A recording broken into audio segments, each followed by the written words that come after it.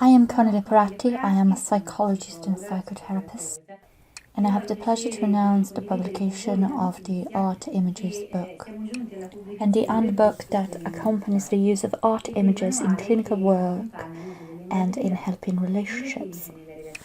I have long been using art images in my professional practice. I have done so for many years, as often happens with things that end up having great impact on our life.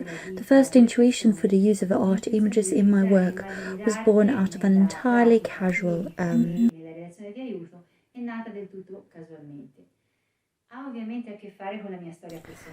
unsurprisingly, it comes in fact from my personal history. My father was born in Vinci, Tuscany in 1920, and since I was a child, through him I got to know more closely the world of Leonardo da Vinci, and I remember walking with him on the hills, visiting the birth house of Leonardo, visiting the museum of Leonardo, and in particular getting to know his paintings. This passion for painting has endured through the years when I have visited galleries and exhibits and painters themselves, also with my father. And for me, painting and art have taken up the role of support and of valve that for others, for example, music or the seaside might take. I have always kept art catalogues in my office. These catalogues for me have been an occasion of rest and recreation between different sessions of my work, allowing me to recuperate and rest. A rainy November afternoon of nearly 30 years ago, I was sitting in an individual therapy session for a patient with whom we had not been making progress for a while, when I suddenly noticed, as if anew, one of my art catalogues. Seized by sudden inspiration, I took it down and invited her to choose an image that might represent the reasons why she had come to therapy.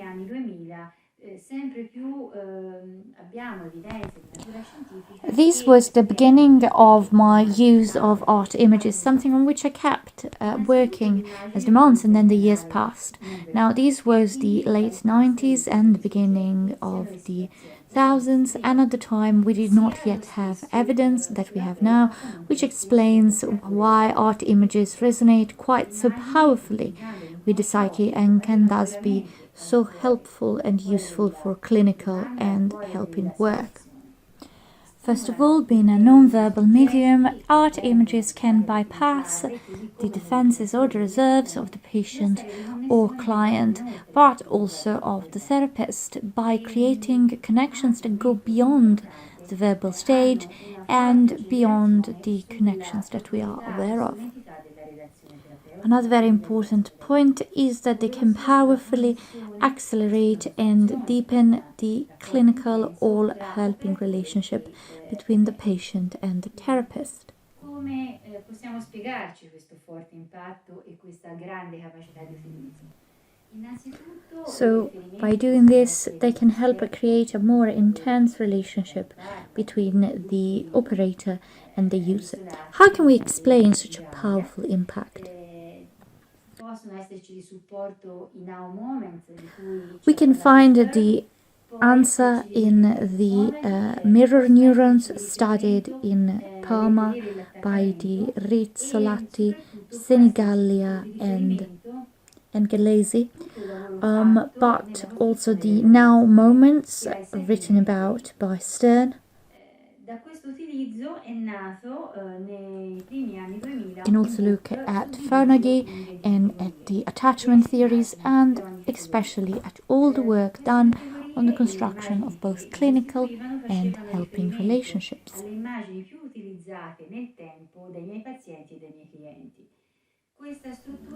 From all this work in the early thousands was born a first book divided in 20 categories. with 10 images for each category. These images were selected among those most often used by both my patients and my clients. This first division was made together with Rodolfo De Bernart, and the categories which I chose ranged from child, home, couple to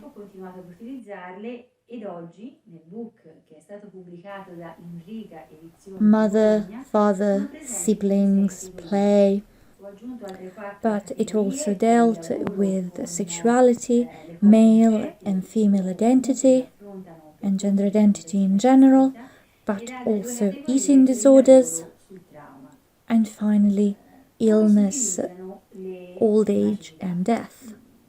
This new edition of the book includes 4 further categories relating to couples who are dealing with infertility or with assisted procreation, and 2 further categories dealing with different kinds of trauma. How does one use art images? Let us see a few examples. As we have said, these can be used in individual therapy. However, they can also be used in couples therapy. For example, asking the patient to choose an image to describe the different stages of the relationship.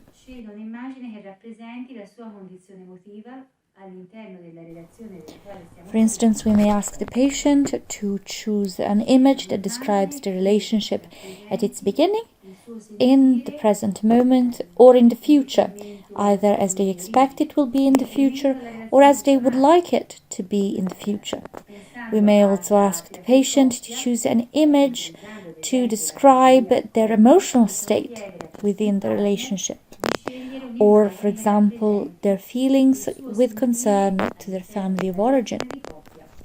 However, with individual therapy, it is the therapist which then asks the question on why the image has been chosen and what it represents. With couples therapy, the patients are invited to do a cross-reading, so to speak, of their images.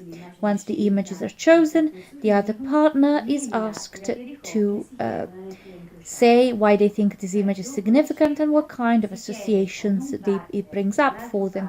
And only after this has been done will the patient who has chosen the image explain why the image was chosen and what it represents for them. And it is at this point that the therapist, working off the history of the patient and working off the therapy so far, is able to then ask questions in a stringent and cogent manner which allow them to get to the heart of the issue which the images have brought to light and the kind of connections that these have evoked in the patient.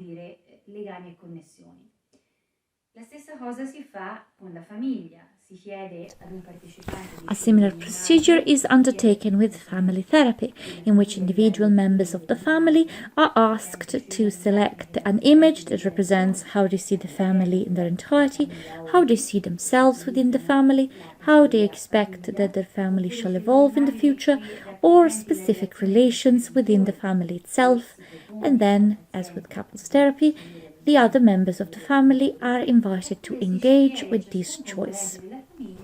Di scegliere un'immagine che ha a che fare con una tematica precisa delle dinamiche familiari. When it comes, instead to helping relationships, we may look as a case study at the use of art images in couples mediation, where we can choose by using together the 2 categories of parents and the couple. We can ask our patients to choose images which represent the couples as it used to be, the couple as it was at the moment of crisis, and the couple as they wish it to be in the future, and thus their role as parents within it. I think one of the fundamental elements of the use of art images in therapy is the fact that art images enable a sort of universal reading which transcends the categories of such as age or the subjects involved. clinici e dei soggetti della relazione di aiuto. The book is made of 260 images, 10 per category, with a technical sheet that gathers them up category by category, detailed instruction for the technique to use them, which I have briefly sketched out here, and at the end of the book, the tables in order to collect and write down the patient's choice of art images.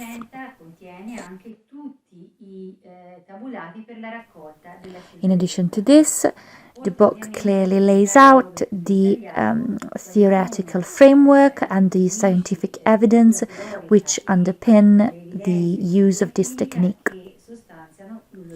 I hope I have sufficiently sketched out to you the method and to have made you curious to find out more about it. Have a good one.